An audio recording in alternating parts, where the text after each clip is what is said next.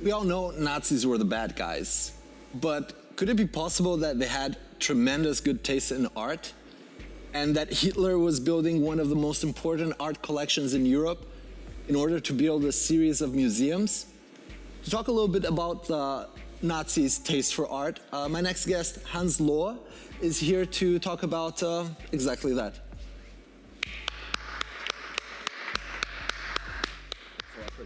Thank you for being here. Please.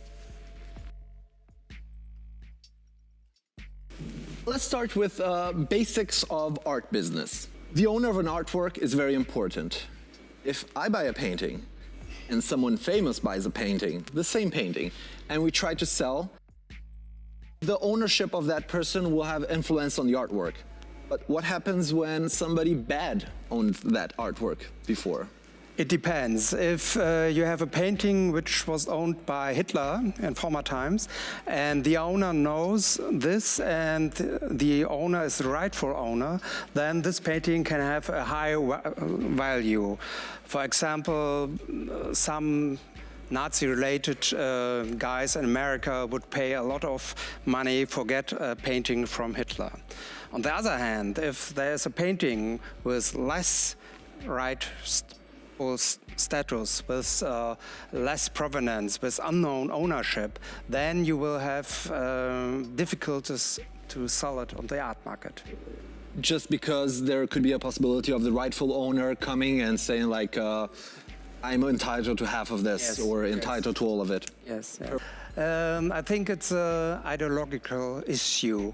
The Nazi believed the supremacy of the Aryan race, and they believed that only culture, art, could be a proof to show this supremacy and the higher level of Aryan races. So they bought art and intended to show this, show all people that this is German artwork will be the best artwork, and so on. The German race or the Aryan race will be the best one.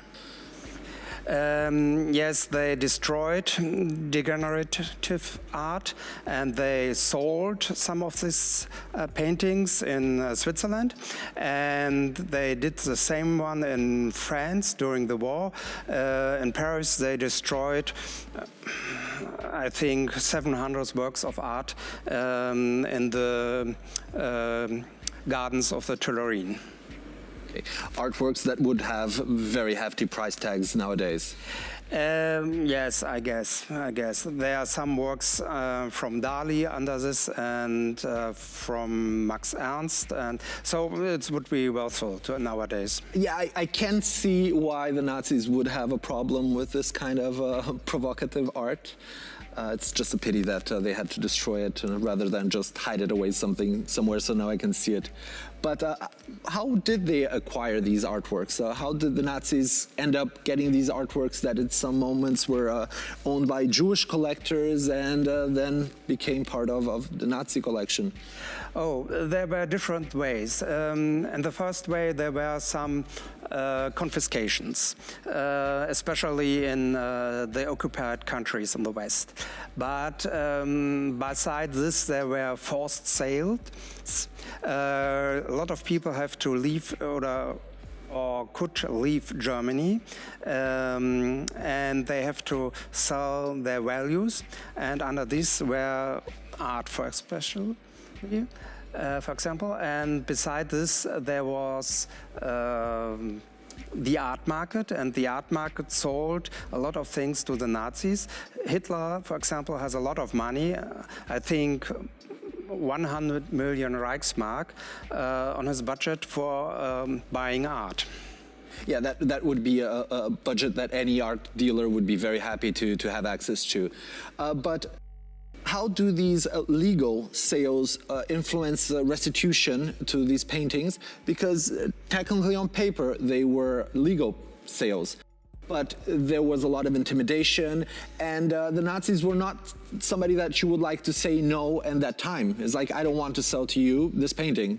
Yes, after the war, the authorities in the Netherlands, Belgium, France and Germany did a huge job by research on the art souls in these times, and they examined each painting, each artwork in this way, and they decided whether it was forced sale, it was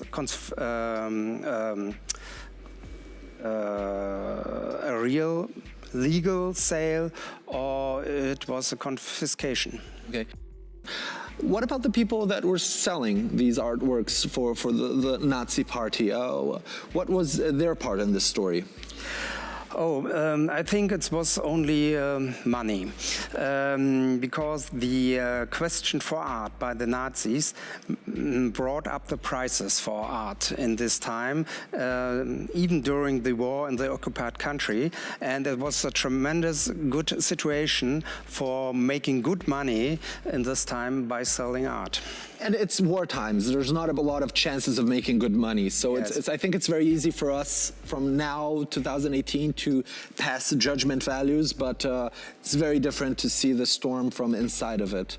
Yeah. Talking about France, per se, they knew that the Nazis were knocking on their door, per se.